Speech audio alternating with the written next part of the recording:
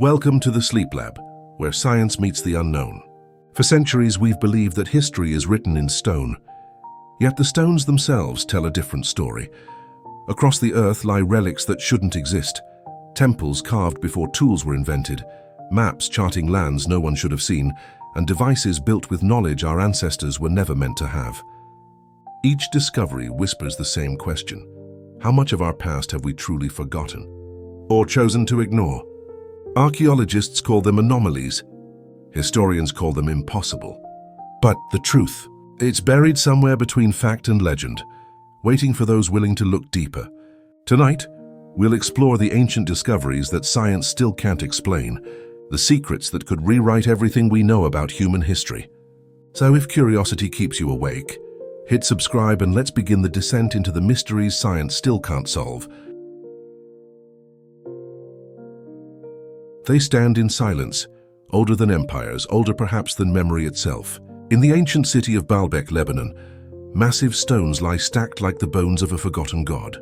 To the casual traveler, they are ruins, crumbling walls, weathered pillars, fragments of a vanished civilization.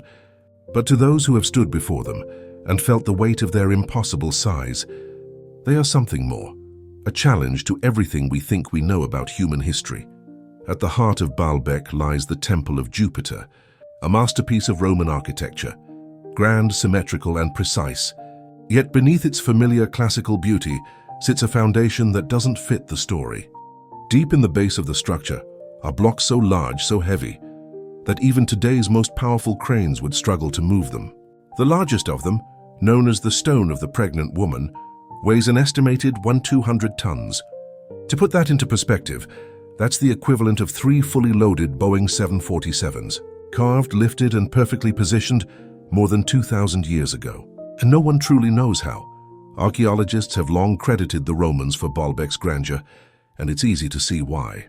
The temple complex, a dedication to Jupiter, Venus, and Bacchus, was one of the crown jewels of the empire, a monument to its power and faith.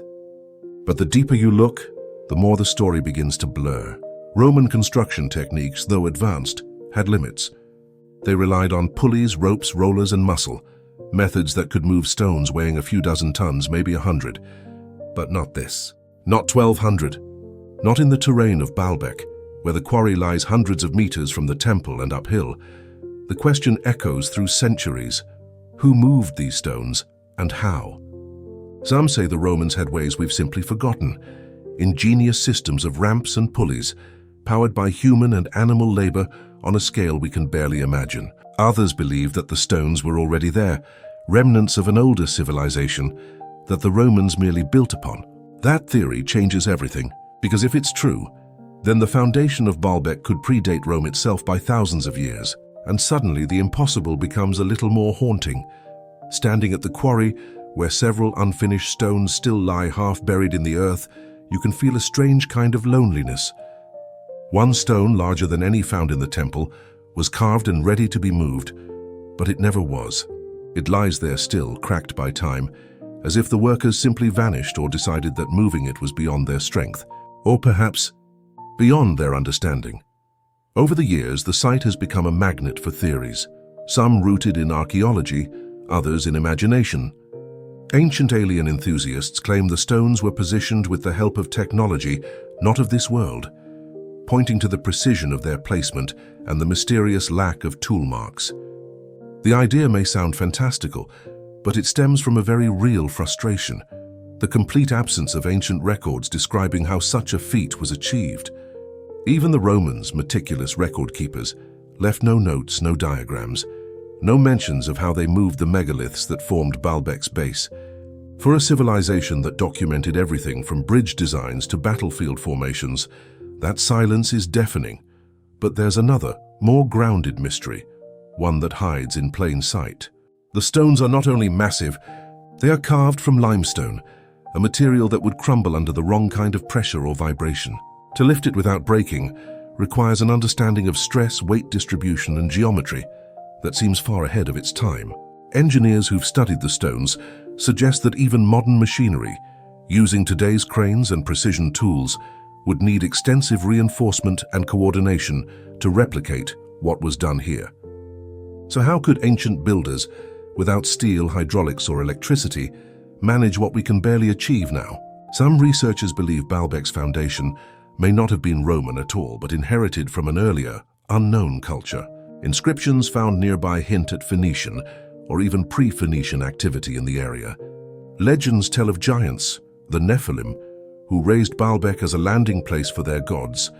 The name Baalbek itself comes from Baal, the Canaanite god of storms and the sky, a deity often linked with lightning and power from above.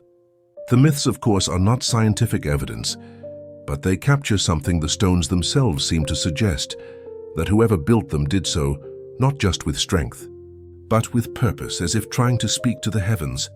When you walk among the ruins, you feel it, that pull between earth and sky. The temple columns, though fractured, still rise like fingers reaching for something beyond human grasp. The air feels heavy, ancient, almost reverent. You can picture the thousands who once gathered here, priests in white robes, incense burning, chants echoing against the walls as offerings were made to gods who demanded nothing less than perfection. Perhaps that's the key. Maybe Baalbek wasn't just a construction project. It was a message, a monument not just to faith but to the impossible, a physical manifestation of humanity's need to touch the divine. Still, the practical question remains: how were these stones moved? Engineers have proposed countless theories. Some suggest that the builders rolled them on wooden logs lubricated with oil, but in a region where large trees were scarce, this seems unlikely. Others propose ramps made of packed earth, stretching for hundreds of meters, requiring manpower on a scale comparable to that of the Egyptian pyramids. Yet no traces of such ramps have ever been found. And even if they existed, the friction, the incline, the precision alignment, all of it strains belief.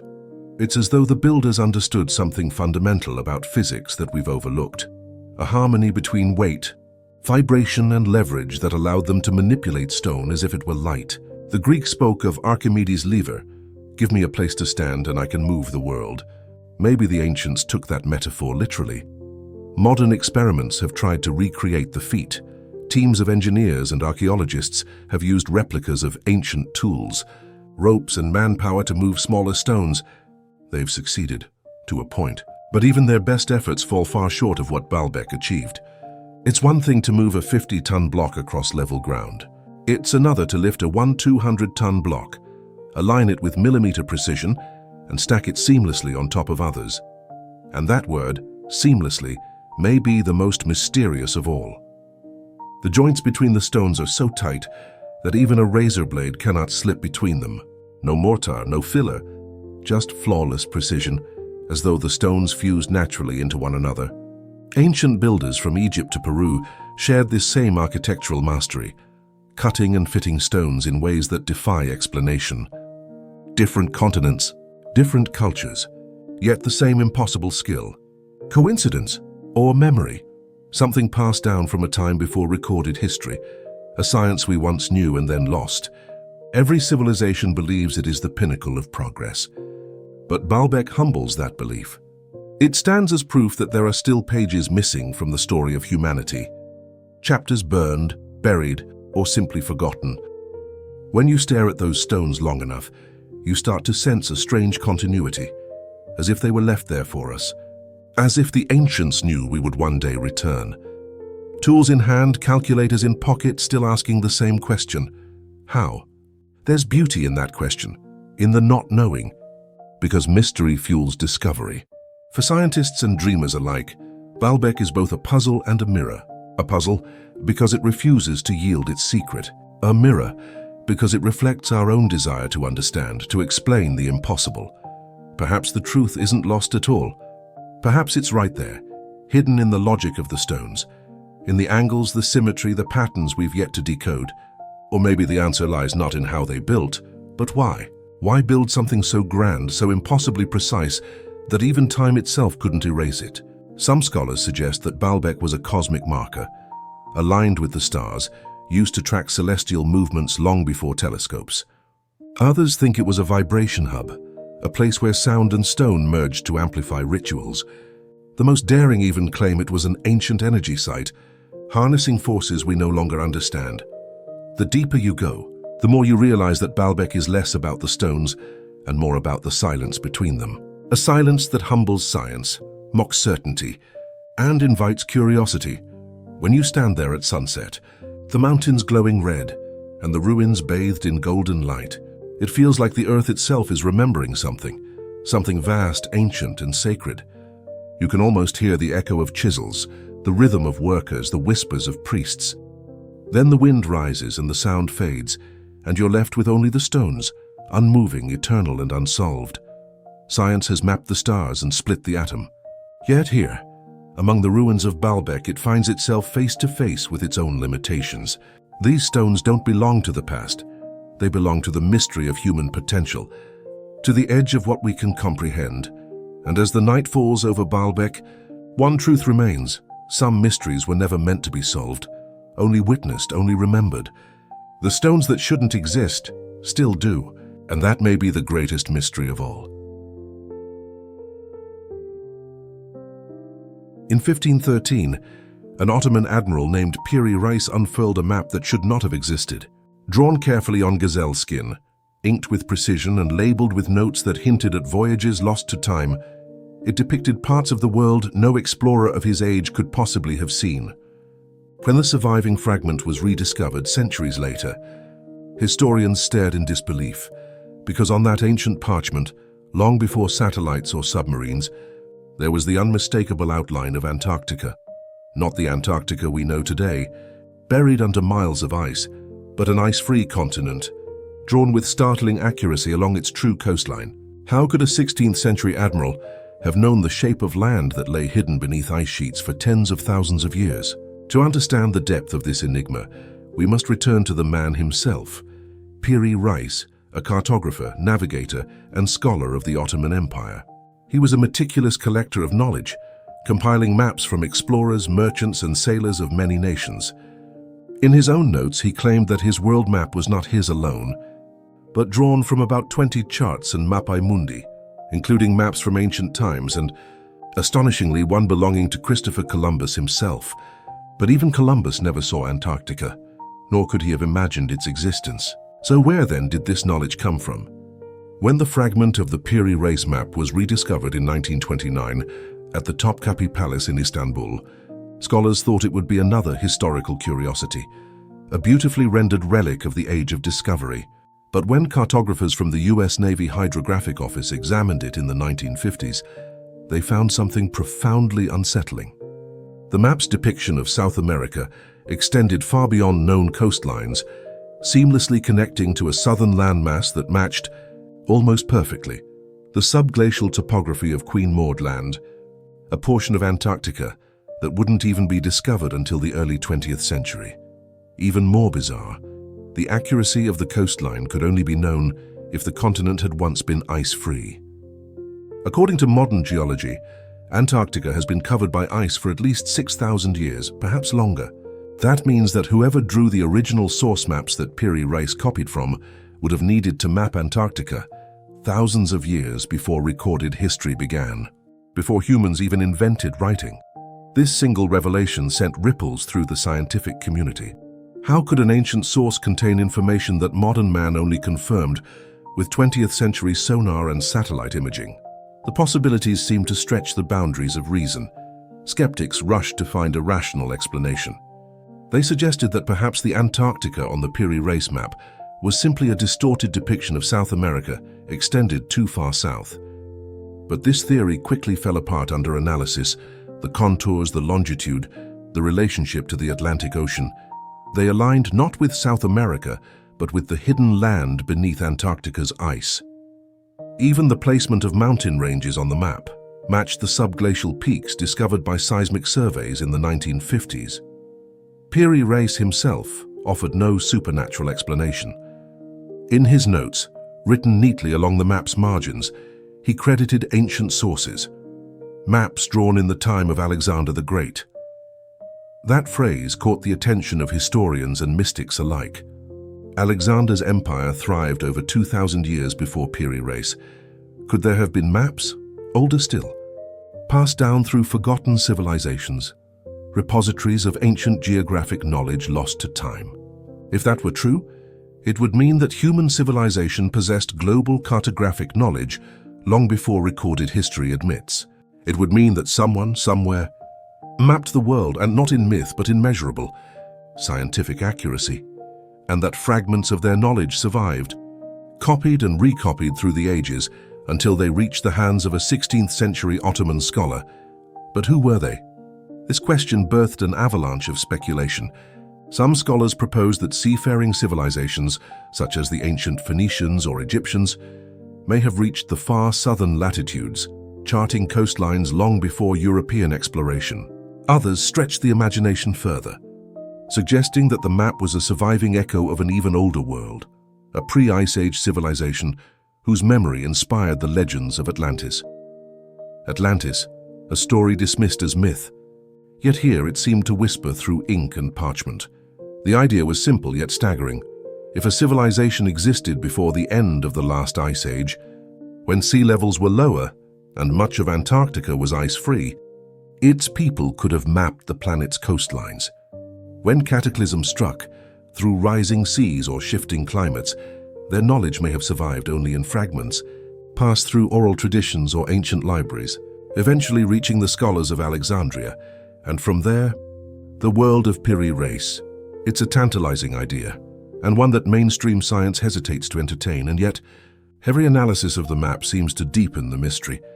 When US Air Force cartographers compared it to modern data, they confirmed the accuracy of the Antarctic coastline, not its visible ice boundary, but its subglacial rock contour.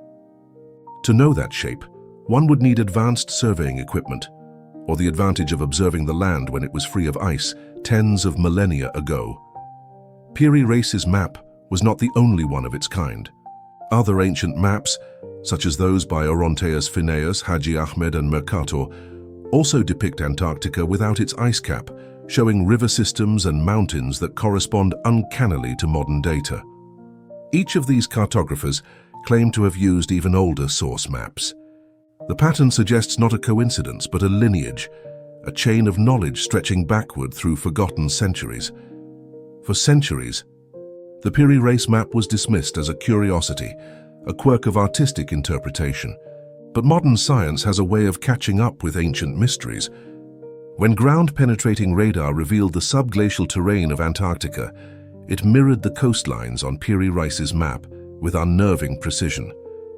The deeper scientists looked, the harder it became to deny that someone long ago had seen Antarctica as it truly was, a land without ice. If that's true, then our understanding of human history is incomplete, not by decades, but by millennia. Perhaps the most haunting detail lies in the map's construction. Its longitudes are remarkably accurate, an achievement supposedly impossible before the invention of the marine chronometer in the 18th century.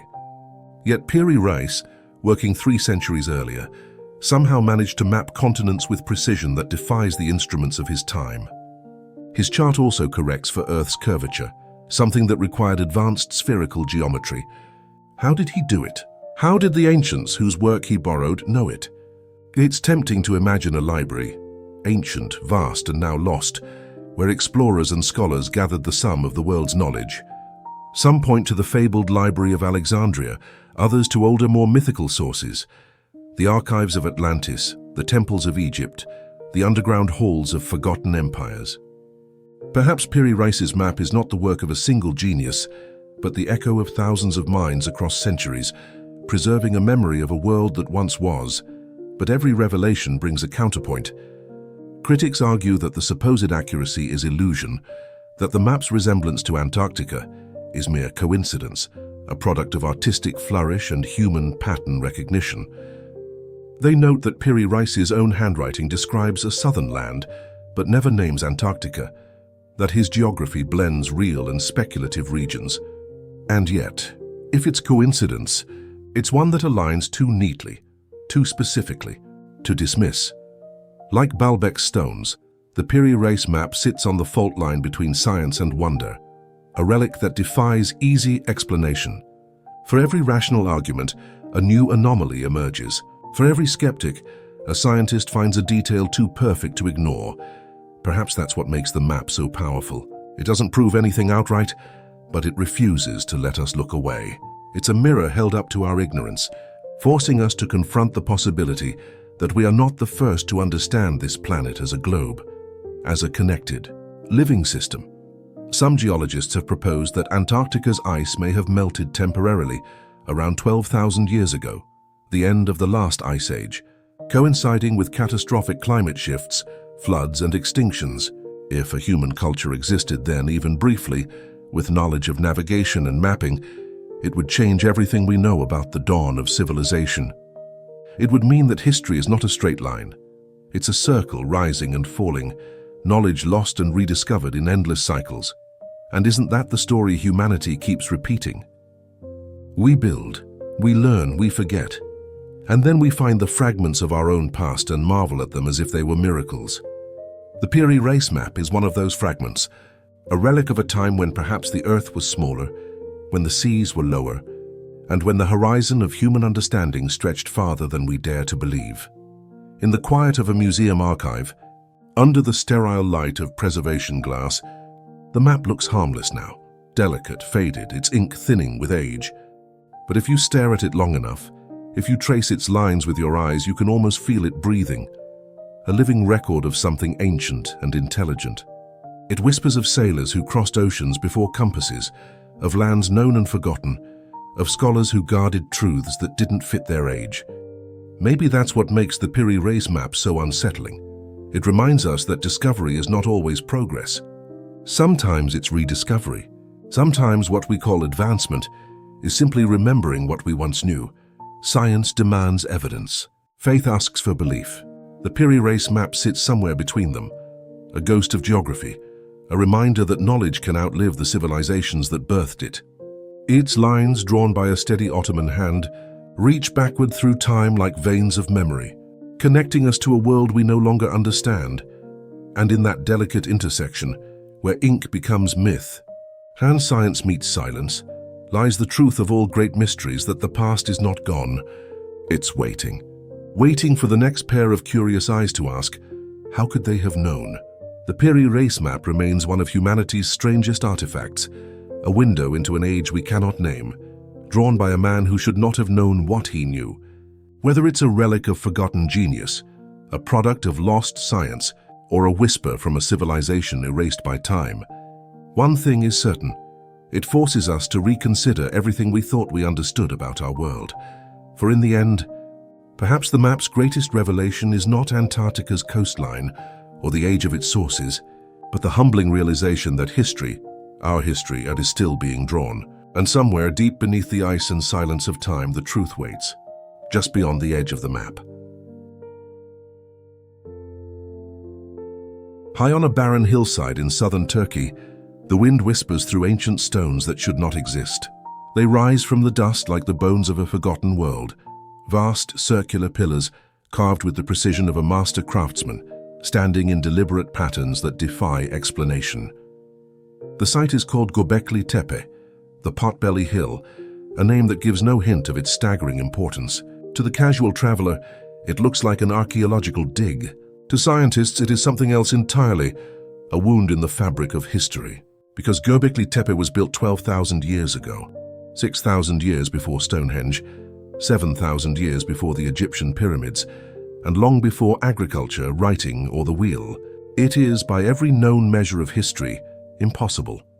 When archaeologists first unearthed the site in the 1990s, they expected another Bronze Age village or Neolithic farm.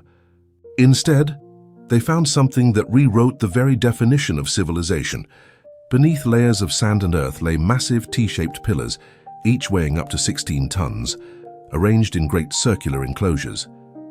Many were covered in carvings, foxes, lions, cranes, vultures, and abstract symbols that seemed to form a forgotten language of stone. The pillars stood not randomly but in pairs, aligned carefully with the horizon, as if pointing to something celestial. The question was immediate and profound: who built this and why? According to the history we've been taught, complex construction requires a settled society, agriculture, surplus, planning, labor specialization. But when Göbekli Tepe was built, humanity was still supposed to be in its hunter-gatherer phase. No farms, no cities, no metal tools, just nomadic tribes roaming the Fertile Crescent. And yet, here was architecture that rivaled anything humanity would build for thousands of years to come. The discovery shattered the linear model of civilization's rise. For centuries, archaeologists believed that religion and art were byproducts of settled life. Luxuries that came after farming allowed people to stop wandering and start thinking. Göbekli Tepe flipped that idea upside down. It suggested that belief came first, that the urge to worship, to build monuments for the divine, may have driven humanity to gather, to farm, to create society itself. Standing amid those pillars, it's easy to see why. The carvings are not crude attempts at art. They are confident, deliberate, and alive with meaning. Predators stalk prey, birds stretch their wings. Abstract symbols repeated across stones suggest communication, maybe even myth. These were not random decorations, but messages carved into eternity. The German archaeologist Klaus Schmidt, who led the excavation until his death in 2014, once said, "First came the temple, then the city." It was a radical idea, that spirituality, not survival, was the spark that ignited civilization, and Göbekli Tepe stands as its first altar. But as with all great discoveries, answers bring new mysteries. How did a people with no metal tools carve and transport stones weighing tons? How did they lift them upright, perfectly balanced in circular enclosures? And perhaps the strangest question of all, why did they bury it? Because Göbekli Tepe was not destroyed by invaders or erosion. It was intentionally buried around 8000 BCE. For reasons no one fully understands, its builders filled it with sand and debris, sealing their masterpiece beneath the earth as if they wanted it hidden, preserved for a future they could never imagine. That act of burial is as mysterious as the monument itself. Some archaeologists believe it was a ritual, that when one enclosure was completed, it was filled and replaced by another.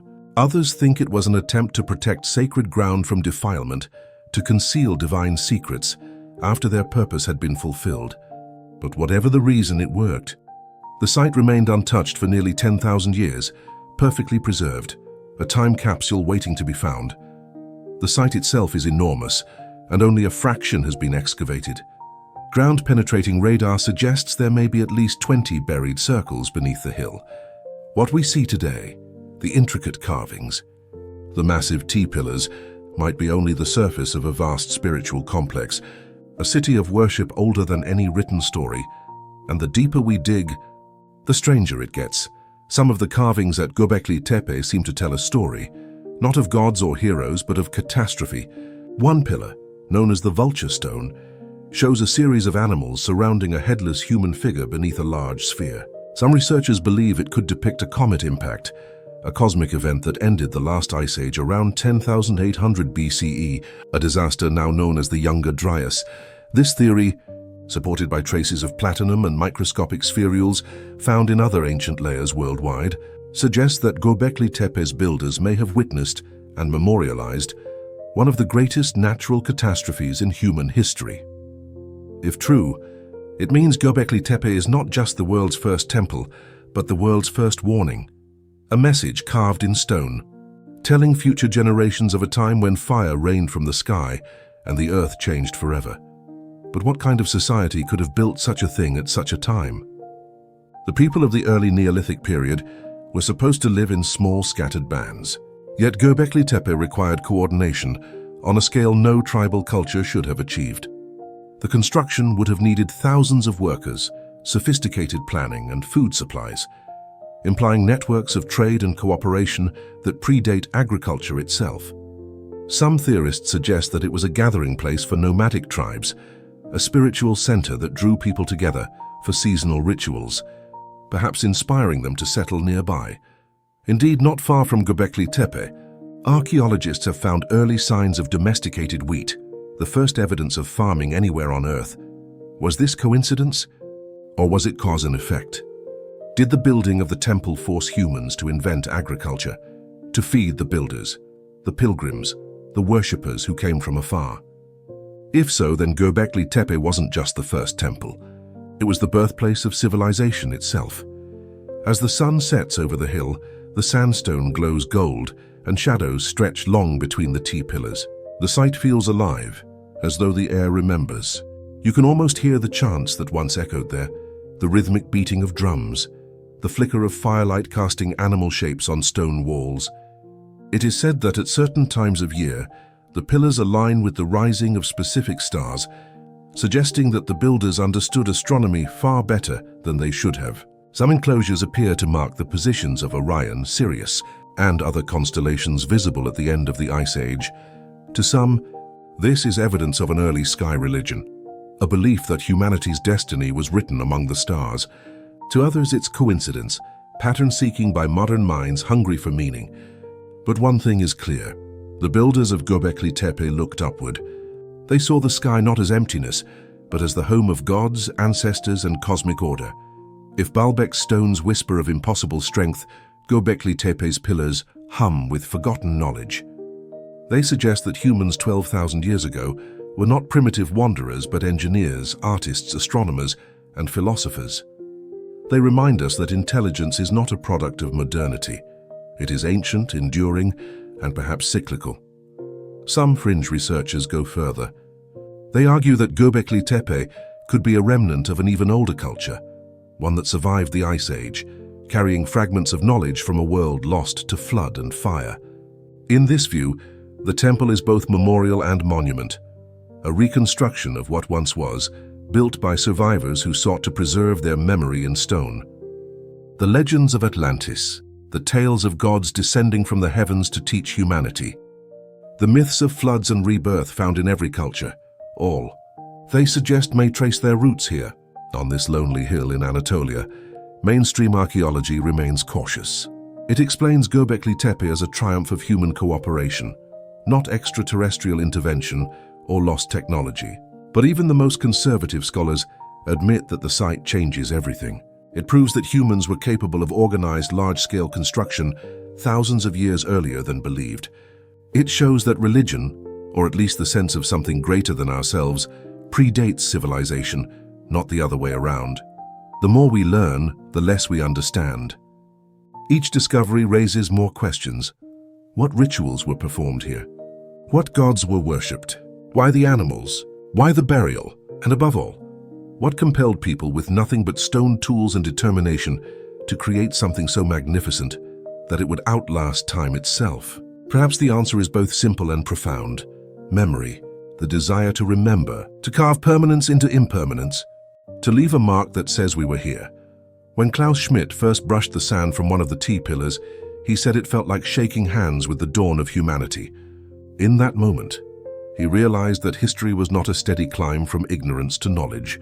It was a series of awakenings, flashes of brilliance separated by darkness. Göbekli Tepe is one of those flashes. Even today, the site remains half buried, guarded by silence. Only a small portion has been excavated, yet already it has upended everything we thought we knew. What secrets still lie hidden beneath the hill? What stories remain untold in the stones that sleep below the soil? The temple before time continues to defy explanation. It asks us to reconsider the nature of progress, to imagine that perhaps our ancestors were not so different from us, curious, creative, capable of awe. They looked at the stars and saw patterns. They looked at the earth and saw potential.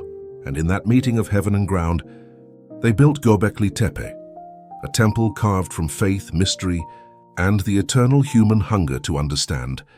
12,000 years later, its stones still stand untouched by empire or war, whispering across millennia.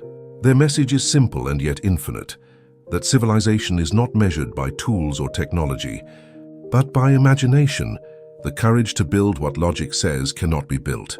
In the cold dawn light, the wind moves through the pillars like breath. It feels less like a ruin and more like a heartbeat, the pulse of a world that refuses to be forgotten.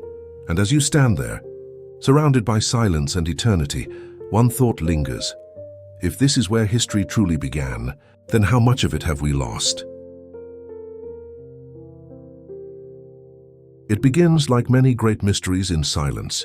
A book bound in faded leather, its pages made of vellum, its script looping in elegant curves that form no known language.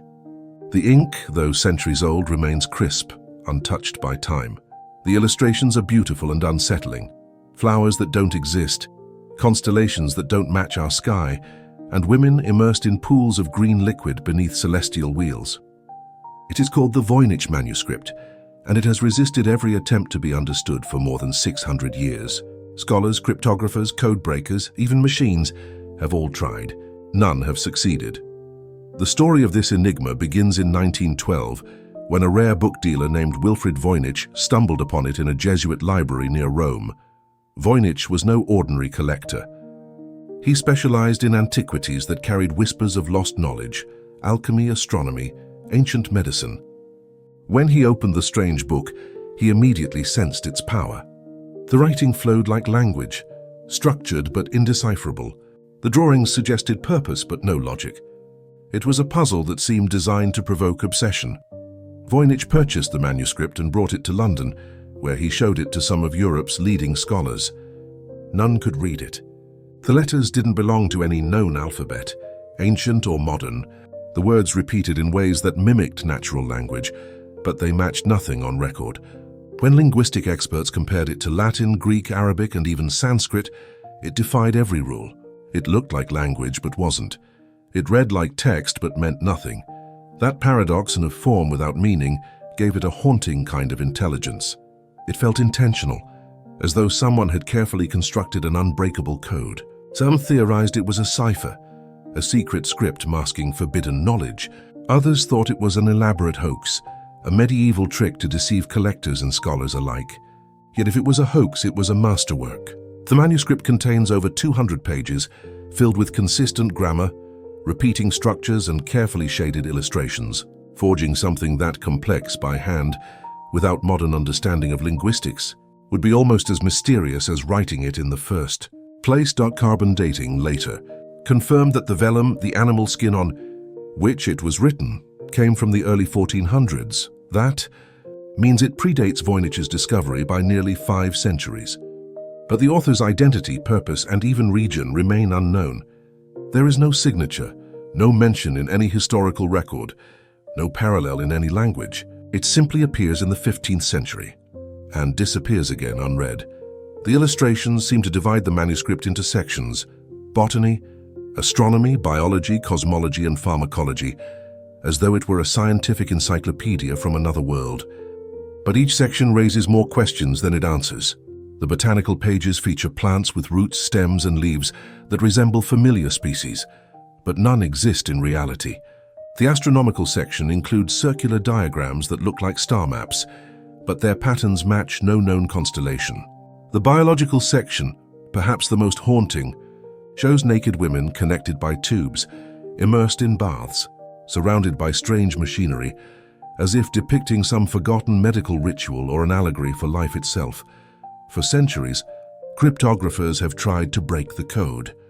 In the 16th century, Holy Roman Emperor Rudolph II reportedly bought it for a fortune, believing it to be the work of Roger Bacon, the English monk and alchemist.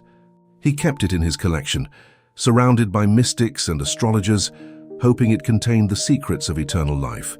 Later in the 20th century, code breakers from World War II, the same men who cracked Nazi ciphers, turned their attention to it. They too failed. Modern technology has not fared much better. Linguistic algorithms have analyzed its patterns, trying to match letter frequencies to known languages.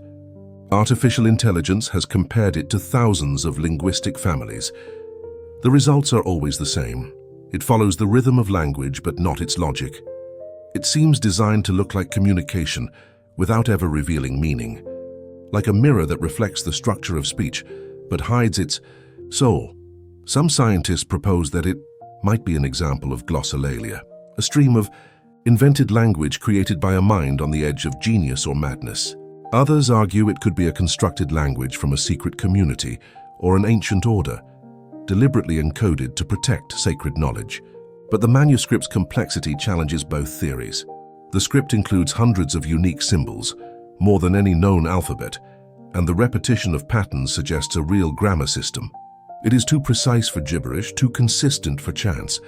And then there are the stars. In the astronomical section, one diagram shows a circular arrangement of constellations that some believe represents the night sky as seen from a different hemisphere, or even another planet. It's a claim that stretches belief, yet it lingers because everything else about the book already defies explanation. Even the manuscript's physicality feels intentional. The handwriting never falters. Every stroke of ink appears deliberate, as if written by someone who fully understood the system, someone fluent in a language that no longer exists. Could it be a remnant of a lost civilization, a tongue forgotten by time? A few researchers have speculated that the Voynich Manuscript might not be human in origin, that it could be a preserved fragment of knowledge from an advanced, ancient culture or even a symbolic text meant to trigger meaning beyond words. These ideas, dismissed by academia, nevertheless persist in the fringes of archaeology and consciousness studies. The human mind, after all, cannot resist the allure of forbidden books, yet the most haunting theory of all is the simplest, that the manuscript has meaning, but not for us. That its language was created for a purpose that ended long ago, by a people whose way of thinking was too alien, too distant, for modern logic to comprehend. In that sense, it is not a code to be broken, but a ghost, a conversation still waiting for a listener who will never arrive. Today, the Voynich Manuscript rests safely in the Baalbek Rare Book Library at Yale University. Visitors can view it under glass, its pages digitized for scholars and dreamers around the world. Some stare at it in awe, others in frustration, but all leave with the same lingering question. What kind of mind created this? The mystery has inspired countless attempts at translation.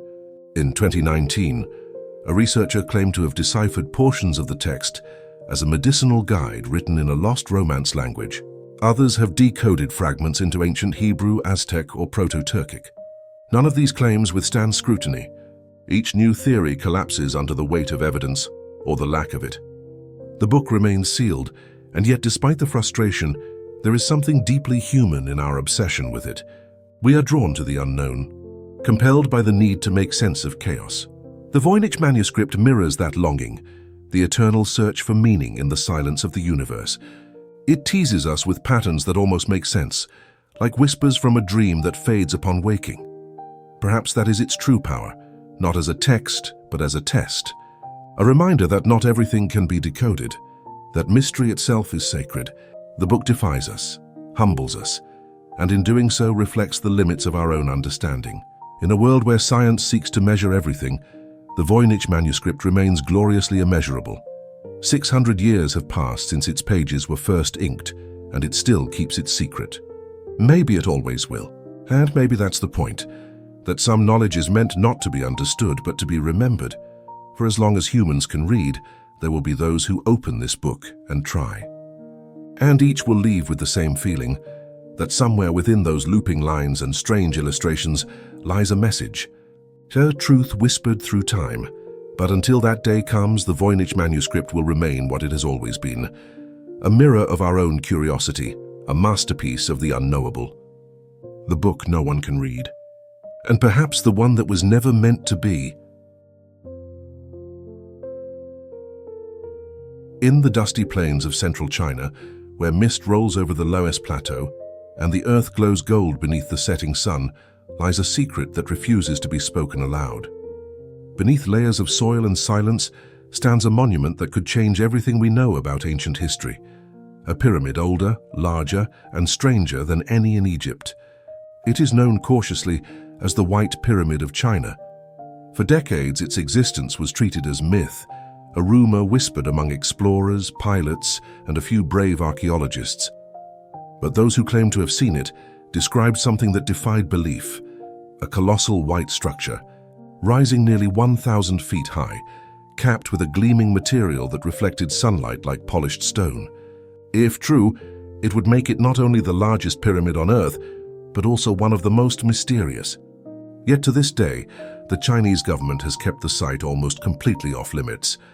The story begins in the 1940s, when an American pilot named James Gaussman was flying over Xi'an, a city in Shanxi province. He was returning from a supply mission to assist Allied forces in World War II when mechanical trouble forced him to fly low over the countryside. As he descended through the clouds, something caught his eye, an enormous pyramid gleaming in the afternoon sun. It rose from the landscape like a mountain carved by intelligent hands. Gaussman circled the structure, stunned by its perfection. He described it later as white and shining, with a metallic cap at its peak, surrounded by smaller pyramids that seemed to form a pattern, as if part of a vast complex. When he returned, he told his superiors what he had seen, even submitting photographs as evidence, but his report was quietly archived and forgotten. It wasn't until the 1990s, when those photos resurfaced, that the world learned of his account. By then, satellite images confirmed that dozens of pyramidal mounds dotted the plains near Xi'an, some small, others immense. The largest among them matched Gaussmann's description almost perfectly, but that revelation raised more questions than answers. Who built these pyramids? When? And why had China, a nation rich in recorded history, remained silent about them? Officially, the Chinese government refers to these structures as burial mounds, imperial tombs from the Han and Qin dynasties. Indeed, some are known to contain the remains of ancient rulers. The most famous is the mausoleum of Qin Shi Huang, the first emperor of a unified China, whose terracotta army guards his tomb just a few miles away. But the White Pyramid, the largest of them all, stands apart, literally and symbolically. Unlike the well-documented imperial tombs, the White Pyramid has no accessible records, no archaeological studies, and no confirmed excavation. It is shrouded in restriction, surrounded by military zones and farmland, and largely covered in vegetation planted intentionally to hide its shape. Satellite photos reveal its near-perfect geometry beneath the greenery, 4 smooth sides rising toward a flattened peak. If it were merely a burial mound, it would be an anomaly among anomalies. Western archaeologists have long speculated that the pyramid predates recorded Chinese history, perhaps even by thousands of years. Some estimate that it could be 8,000 to 10,000 years old, contemporary with Göbekli Tepe, and far older than the pyramids of Giza. If that's true, it suggests that an advanced civilization existed in China long before the rise of dynastic rule. But this theory touches a nerve. In the mid-20th century, when the topic began gaining international attention, Chinese authorities grew increasingly protective of the site. They declared the surrounding area restricted and prohibited foreign researchers from entering. Official statements insisted that the pyramids were simply natural hills or modest royal tombs. Yet satellite data and local testimony tell a different story. Farmers working near the mounds have unearthed ancient pottery, jade, and metallic fragments that do not match the supposed dynastic period. Some even claim to have found stone blocks and passages that vanish deeper underground. A few daring explorers have tried to investigate in secret. One such researcher, Hartwig Hausdorff, a German author fascinated by ancient mysteries, traveled to China in the 1990s and documented more than 100 pyramidal structures across Shanxi province. He described the White Pyramid as the centerpiece, far larger than the Great Pyramid of Giza, and proposed that it might belong to an era of forgotten technology. In his account, the pyramid was once sheathed in white stone that shone under the sun, earning it its name. The Chinese government dismissed his claims, yet never allowed open exploration of the site. That silence has fueled decades of speculation. Some believe the pyramid conceals the remains of lost dynasties wiped from history. Others think it holds something older still, the relics of a civilization that existed before recorded time, perhaps destroyed by the floods and earthquakes that reshaped the early world. And then there are those who suggest the unthinkable, that it was built not as a tomb, but as a beacon. In ancient Chinese myth, the gods descended from the heavens on dragons of light, teaching humans the arts of civilization. The emperors called themselves sons of heaven, their authority granted by celestial mandate. Legends describe massive white towers where the gods were said to land, shimmering structures that connected earth and sky. Could these myths be memories of real monuments, the same white pyramids buried under Xi'an's hills today? It's easy to dismiss such ideas as fantasy, yet they persist because of one undeniable fact: the government's refusal to let anyone look. Modern archaeology thrives on transparency. When Egypt discovered new tombs, the world was invited to watch. When Peru uncovered lost cities, scholars from every nation participated. But in Xi'an, the gates remain closed. The reason given is preservation. The officials say the site must not be disturbed until technology advances enough to excavate it safely. Perhaps that's true. Or perhaps what lies inside would rewrite too much of history to reveal. Consider this: the nearby tomb of Emperor Qinshu Huang has also never been opened. Ancient texts claim it contains a map of the world cast in bronze, rivers of flowing mercury, and a ceiling embedded with pearls to represent the stars. Scientists have confirmed the presence of unusually high mercury levels in the surrounding soil, suggesting that at least part of the legend is true. If such marvels exist in a confirmed tomb, what might lie buried in the greater, older, and forbidden White Pyramid? Some believe it was a temple, aligned precisely with constellations and solstices. Others say it was a machine of energy, a monument built not for death but for power. Ancient structures around the world, from Egypt to Mexico, share uncanny mathematical alignments with the stars. The pyramids of Giza align with Orion's belt. The ones at Teotihuacan mirror the path of the Milky Way. Intriguingly, the White Pyramid and several nearby mounds align perfectly along a north-south axis, suggesting astronomical intent. Could it be that ancient civilizations, separated by oceans and millennia, shared a universal language of the cosmos, one that we have forgotten?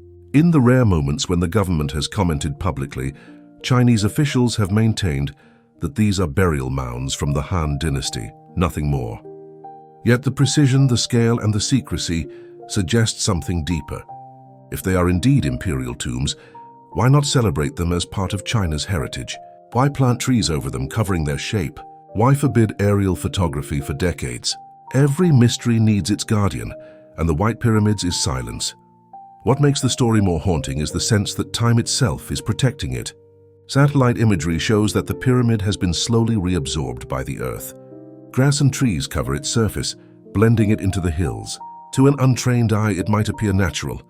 Perhaps that is how it has survived, by hiding. When the sun sets over Xi'an, the sky burns orange and the horizon ripples with shadows. Locals say that on certain evenings, the pyramid's outline becomes visible against the fading light. Its geometry too perfect to be a coincidence.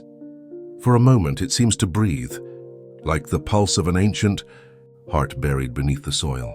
If the stories are true, if beneath that hill lies a structure thousands of years older than any known Chinese dynasty, then the implications are immense. It would mean that the world's oldest monumental architecture is not in Egypt or Mesopotamia, but in East Asia. It would mean that human civilization did not rise in one place but in many, each awakening and fading in its own cycle. But until someone is allowed to dig, the White Pyramid will remain what it has always been, a forbidden truth. Hiding in plain sight, science demands evidence, history demands proof. Yet there are moments when both must pause before the unknown and admit that silence too can speak. The White Pyramid stands as that silence, ancient, immense, and undefeated by time. One day perhaps the soil will give up its secret. The roots will be cleared, the stones uncovered, the truth finally spoken.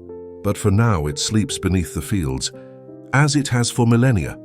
A mountain built by hands we cannot name, guarding knowledge we are not yet ready to receive. And so the legend endures, that somewhere in the heart of China, beneath the weight of centuries, the greatest pyramid on earth still waits, untouched, unseen, and unsolved.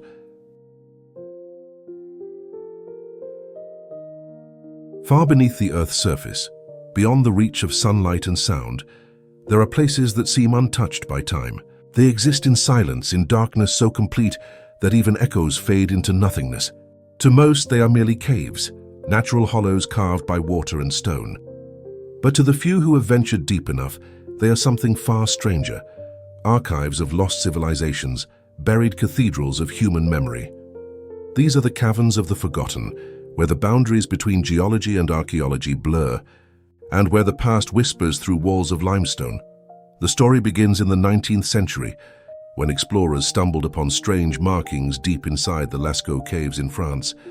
By the light of flickering torches, they found animals painted in ochre and charcoal, horses, bulls, deer, bison, their movements captured with astonishing realism.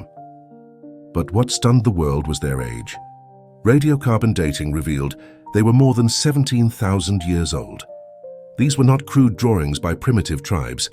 They were works of art, alive with motion and meaning. The discovery shattered every assumption about our ancestors. Long before agriculture, Long before written language, humans had mastered perspective, symbolism, and imagination. The caves became a window into the prehistoric mind, but also a doorway into something deeper. Across continents, similar subterranean chambers have been found, all carrying echoes of the same mystery. In Chauvet, the paintings are older still. Nearly 30,000 years old, their pigments so vivid, they seem freshly drawn. In Altamira, Spain, the ceilings bloom with red and black bison, painted so delicately that the rock's natural curves give them lifelike depth. These caves, sealed for millennia, reveal a truth science still struggles to explain, that even at the dawn of humanity, we were already artists, dreamers, and storytellers, but not all caverns tell their stories in paint. Some hide architecture, impossible architecture, buried in the earth as though built by hands that refuse to see daylight. In the Turkish region of Cappadocia lies one such wonder, Derinkuyu, an underground city sprawling beneath the ground like a labyrinth. It was discovered accidentally in 1963 when a man renovating his home broke through a wall and found a tunnel leading into darkness. Behind it lay a vast network of corridors, chambers, wells, and stairways, descending more than 280 feet deep. Archaeologists estimate that at its height, Derinkuyu could shelter up to 20,000 people, complete with ventilation shafts, storage rooms, schools, stables, and even churches, all underground. No one knows who built it. No one knows why. Some say it was carved by the Phrygians around 800 BCE. Others believe it's much older, perhaps tens of thousands of years, repurposed by later civilizations. What's undeniable is its precision. The air flows effortlessly through its passageways, proof of sophisticated engineering. The stone doors that sealed its tunnels, massive circular slabs weighing hundreds of pounds, could be rolled into place from the inside, protecting inhabitants from whatever dangers lurked above. Was Derinkuyu built to hide from war, from climate disaster, or something else entirely? Legends from Anatolia speak of a time when the sun burned the earth and the people fled below. To some, it sounds like a myth of drought or cataclysm, but others hear echoes of global catastrophe, of solar storms or cosmic impacts that forced survivors to seek refuge underground. And if Derinkuyu was built for survival, then it wasn't the only one. Across the region, more than 200 subterranean complexes have been found, some connected by tunnels stretching for miles. The deeper one goes, the older the stone becomes, as though generations built downward, not upward, and over centuries. If true, it suggests a continuous tradition of underground habitation spanning ages beyond written history.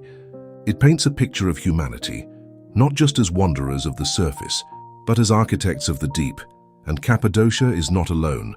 Half a world away in Ecuador, explorers have uncovered vast tunnels, the Tayos Caves, that descend beneath the Andes in geometric patterns no natural process can explain. Smooth walls, right-angled passages, and metallic artifacts have led some to suspect artificial construction. In 1976, even astronaut Neil Armstrong joined an expedition into the caves, drawn by rumors of ancient libraries carved in gold and stone. Though no conclusive evidence was found, the legends persist of civilizations that recorded their knowledge underground, safe from flood, fire, or invasion. It is a recurring theme across the planet, from the hypogeum of Halsaflieni in Malta to the Longyu Caves of China. The hypogeum, carved from solid limestone over 5,000 years ago, consists of multiple levels, acoustically tuned chambers, and walls etched with spirals whose meaning has been lost to time. When researchers tested the main chamber's resonance, they found that its frequency, around 110 Hz, affects the human brain in strange ways, inducing altered states of consciousness. Was it a coincidence? Or were these ancient builders aware of something modern science is only beginning to rediscover? That sound itself could be sacred. The Longyu Caves are even more perplexing. Hidden beneath a small Chinese village, they were discovered in 1992 when locals drained a pond that had never dried up. Beneath the water lay a vast complex of halls carved into sandstone, perfectly symmetrical, decorated with chiseled markings across every surface. The entire structure required removing more than 1 million cubic meters of rock, yet no tools, records, or debris were ever found. Carbon dating suggests they're over 2,000 years old, but no historical text mentions their creation. Who built them and why remains unknown. Every continent seems to have its own version of this mystery. Humans digging, carving and hiding deep beneath the surface, as if they knew something we've forgotten. Some researchers suggest that these underground spaces were sanctuaries, safe zones during natural disasters or ice age conditions. Others believe they were temples, designed to connect the human spirit to the heart of the earth. But the similarity between them, the scale, the geometry, the engineering, hints at something universal. Her shared memory, perhaps, of a time when survival itself required going underground. The Earth's caverns are not just voids, they are memory vaults. In their depths, time slows, decay halts, and stories endure. Bones, pigments, and carvings, preserved for tens of thousands of years, speak a language older than words, a language of instinct and awe. When we step into these places, we are not explorers looking at ruins. We are descendants returning home. Standing in the echoing darkness of Derinkuyu or Lascaux, one can feel the same pulse, a connection across epochs. The air is still but alive with history. You can almost hear it breathing, whispering, "We were here. We survived. We remembered." Science continues to study these caverns, measuring, dating, theorizing, but their mystery lies not in their age or purpose, but in their message. They tell us that human ingenuity, creativity, and spirit have always sought refuge, not only from danger, but from forgetfulness. These underground sanctuaries are humanity's deepest instinct made stone, to endure. And perhaps that is why the caverns of the forgotten still call to us. Because somewhere within their walls, beneath dust and silence, lie fragments of who we were, and who we might have been before history began. Down there, in the dark, the forgotten are not gone. They are simply waiting for us to listen. In the quiet halls of a medieval monastery, long before the hum of machines or the glow of electric light, a single monk sat hunched over a vast sheet of parchment. The room was lit only by the flicker of a candle, its flame trembling against the cold stone walls. His quill moved feverishly, guided not by patience but by desperation. For legend says this man was not writing for glory, nor even for God. He was writing for his soul. The result of that desperate night became one of the strangest and most feared books in human history. A book said to have been written in a single night with the help of the devil himself. It is called Codex Gigas, the Giant Book. But the world knows it better by its darker name, the Devil's Manuscript. The Codex Gigas is not merely a book. It is a monument, the largest surviving medieval manuscript in existence. Measuring nearly 3 feet tall and weighing over 160 pounds, it is so massive that 2 men are needed to lift it.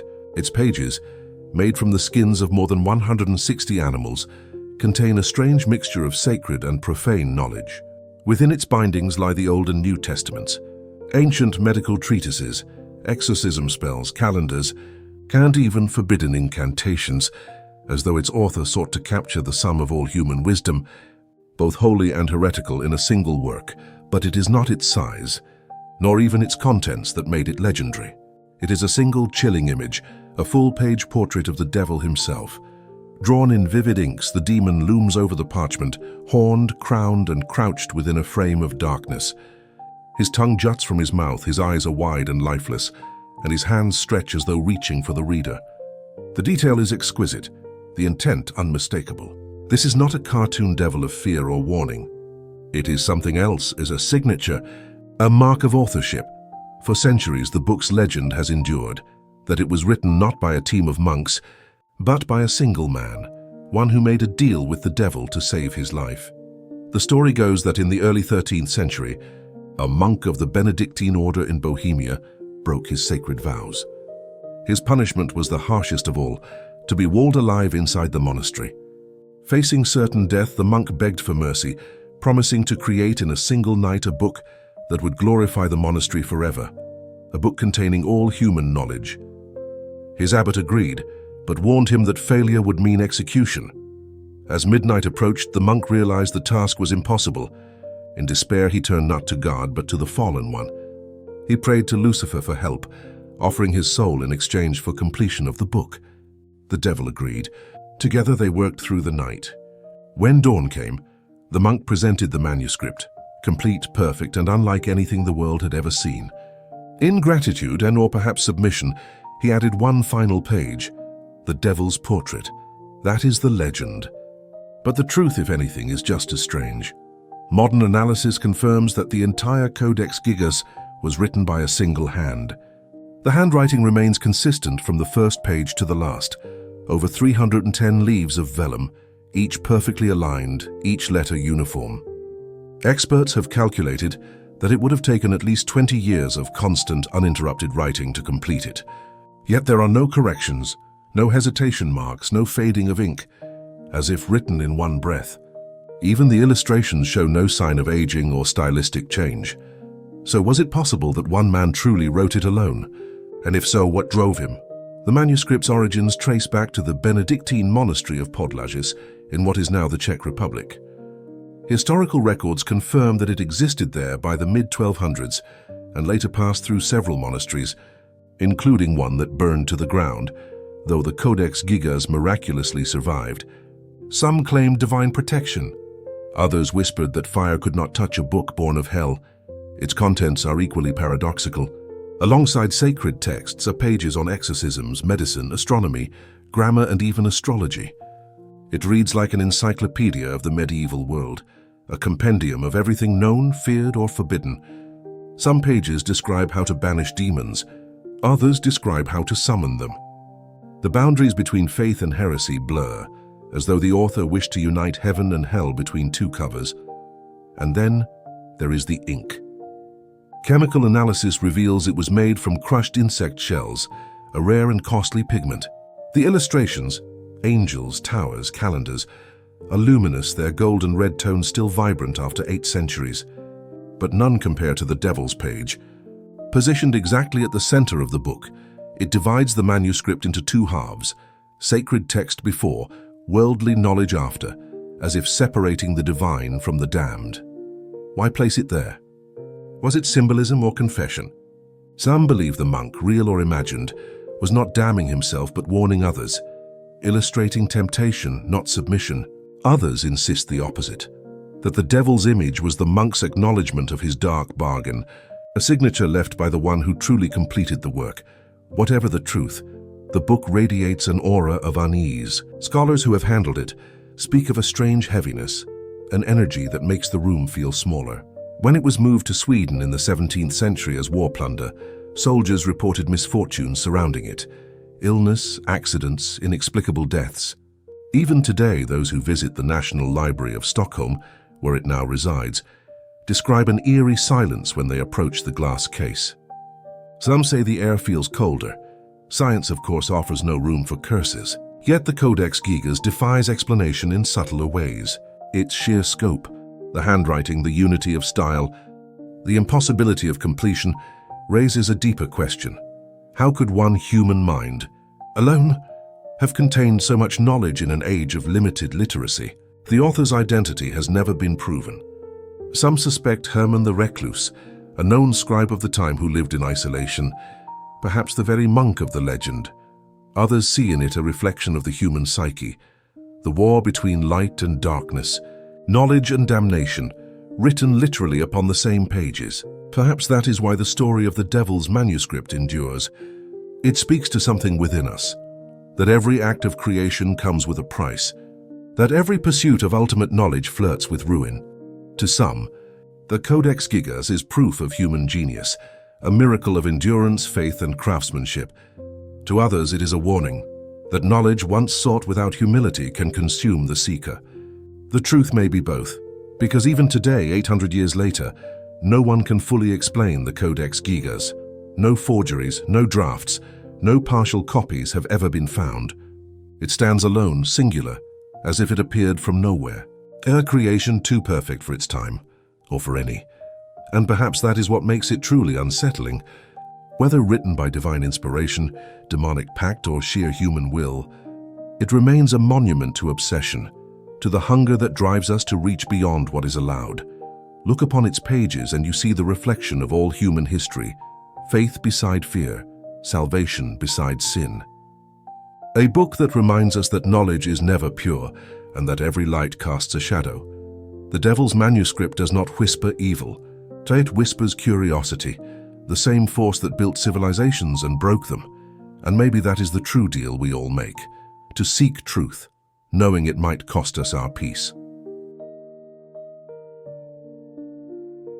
Beneath the rolling tides and the sunlit waves of the open ocean, there are places where time stands still, places where the past breathes through coral and sand, where the ruins of lost civilizations rest in silence beneath miles of water. To sail above these waters is to glide over ghosts, the remains of cities that once thrived on dry land, now swallowed by the sea. Some say they are myths, the stuff of legends like Atlantis, but science, slow and reluctant, has begun to admit that the oceans may indeed hide the forgotten chapters of human history. Among these, one story rises above the rest, the mystery of the city beneath the sea.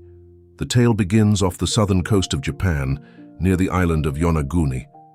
In 1986, a diver named Kihachiro Aratake was exploring the seabed when he stumbled upon something that didn't belong there, a massive terraced structure rising from the depths.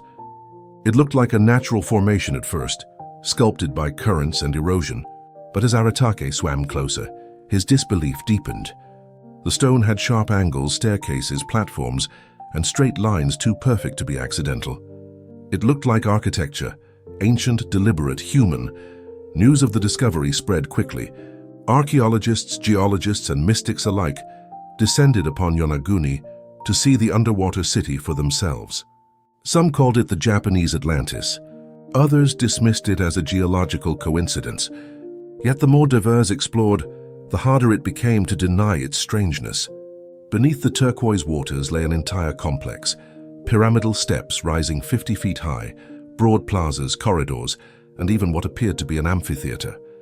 The stones were fitted together like blocks, and certain carvings, angular patterns, animal figures, hinted at intelligent design. Who built it, and when?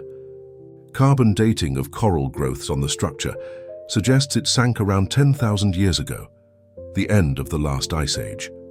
At that time, sea levels were hundreds of feet lower, meaning Yonaguni's ruins might once have stood on dry land. If true, that would make it older than the pyramids of Egypt, older than Stonehenge, older even than Göbekli Tepe. It would rewrite the story of civilization entirely. The idea that an advanced culture existed at the dawn of prehistory challenges everything we know. The mainstream view holds that humans of that era were hunter-gatherers, with no permanent settlements or large-scale architecture. Yet Yonaguni's massive stone formations suggest mathematics, engineering, and social organization, the kind of sophistication historians say shouldn't have existed for another 6,000 years. Professor Masaki Kimura, a marine geologist from the University of the Ryukyus, studied the site for decades and remains convinced that it is man-made. He identified what appear to be stairways, streets, temples, and even a large sculpture resembling a human face, eroded but unmistakably intentional. According to Kimura, the structures are aligned with the cardinal directions, just like ancient monuments around the world. He believes Yonaguni was once part of a vast city that sank after a massive earthquake or rising seas following the glacial melt. Skeptics, of course, disagree. They argue that natural erosion, particularly in sandstone, can produce straight edges and step-like terraces. But as one diver famously said, nature makes chaos. This is geometry. Whether man-made or natural, Yonaguni touched something deep within the human imagination, because the idea of a lost civilization beneath the sea is not new. It is ancient, echoing through myth and scripture. In Plato's dialogues Timaeus and Critias, he wrote of Atlantis, a magnificent island empire beyond the Pillars of Hercules that sank into the ocean in a single night of fire and flood. For millennia, scholars debated whether Atlantis was allegory or memory, a metaphor for hubris or a faint echo of truth. But the discovery of sites like Yonaguni and others like it around the world has breathed life back into that old legend. Off the coast of India in the Gulf of Khambat, sonar scans have revealed the outlines of another possible submerged city, complete with what appear to be streets, walls and rectangular foundations spread across 5 miles of seabed. Artifacts retrieved from the site, pottery shards and tools, have been carbon dated to around 9000 BCE, roughly the same age as Yonaguni. Off the coast of Cuba, deep-sea explorers have detected enormous symmetrical stone formations at a depth of over 2,000 feet, arranged like pyramids and roads. And in the Mediterranean, divers have found ruins off Greece, Malta and Alexandria, all testaments to cities swallowed by rising seas. It is as though the ocean keeps humanity's oldest memories, locked beneath its surface, reminders of who we were before the great floods erased our beginnings. Modern science acknowledges that around 12,000 years ago, the world experienced a period of massive flooding, known as the Younger Dryas Meltwater Pulse. Ice sheets collapsed, sea levels rose by hundreds of feet, and entire coastal plains disappeared underwater. If early civilizations existed near those coasts, their remains would now lie buried beneath the sea, invisible to history but not gone. Yonaguni, then, might not be an anomaly. It might be a survivor. Divers exploring the site describe an eerie stillness. Schools of fish move through ancient corridors. Coral grows over stairways that once may have echoed with footsteps. The light of the sun, refracted through shifting waves, paints the ruins in gold and green. It feels sacred, not in a religious sense, but in the way silence itself can be holy. The sea has become both tomb and guardian, preserving the city's mystery in eternal stillness. But perhaps the most haunting question is not how it was built, but why it was forgotten. If there truly was an advanced culture thriving 10,000 years ago, what happened to it? How does an entire civilization vanish, leaving no record, no survivors, no language? Did it perish in cataclysm, or did it adapt, moving inland, seeding the rise of later civilizations in Mesopotamia, Egypt, and the Indus Valley? Some researchers believe that the flood myths found in nearly every culture, from Noah's Ark to the Sumerian epic of Gilgamesh, may all be memories of this very event, the drowning of humanity's first great cities. If so, then the ocean floor may hold not one Atlantis, but many. Each discovery, a temple here, a staircase there, adds to the growing realization that we may only be seeing fragments of a much larger story. Perhaps the age of civilization did not begin 5,000 years ago with the Sumerians, but 10 or 12,000 years ago, before the Earth's climate changed and the waters rose. Perhaps what we call prehistory is merely a blank space, a silence where memory drowned. There is a kind of poetic justice in this idea. The sea, source of all life, may also be the keeper of its oldest secrets. Every wave that breaks upon the shore might carry echoes of forgotten voices, builders, dreamers, survivors of a world erased. For the divers who descend into Yonaguni's depths, it's not just archaeology, it's communion. They describe the sensation of hovering over steps that lead nowhere, of drifting through corridors that no longer reach the sky. The deeper they go, the quieter it becomes, until even the sound of their own breath feels foreign. Down there, the line between history and eternity blurs, and perhaps that is where the truth of the city beneath the sea resides, not in data or carbon dating, but in the feeling it evokes, the awe of realizing that humanity's story is far older, far more complex, than we ever dared believe. As technology advances, as sonar grows sharper and drones venture deeper, we may soon uncover more evidence of the lost world beneath the waves. But part of the mystery will always remain, because even if we one day map every ruin, decode every carving and name every vanished shore, the sea itself will still hold the final secret, why we forgot. Maybe the ocean hides these cities not out of malice, but mercy, shielding the fragile remnants of our past from the chaos of our present. And perhaps, in time when we are ready to remember, it will give them back. Until then, the city beneath the sea remains a mirror, showing us not what we've lost, but what we've always been, explorers of the unknown, drawn endlessly toward the light that flickers just beyond reach. The ruins rest quietly now, wrapped in coral and current, but if you listen closely, you can almost hear them, the faint hum of a city still alive in memory, waiting for the world above to remember its name. Maybe we were never the first civilization.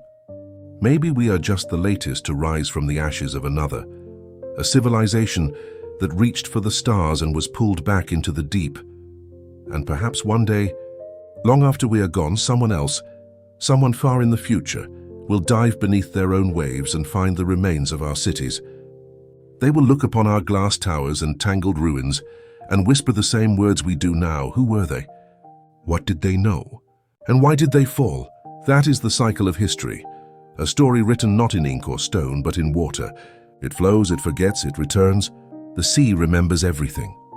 And so, as we end this journey through the unsolved enigmas of our world, from the temples that predate time to the maps that defy reason, from the devil's manuscript to the machine of the gods, we are left with one truth that ties them all together, that humanity's past is far deeper, darker and more wondrous than we've been taught to imagine.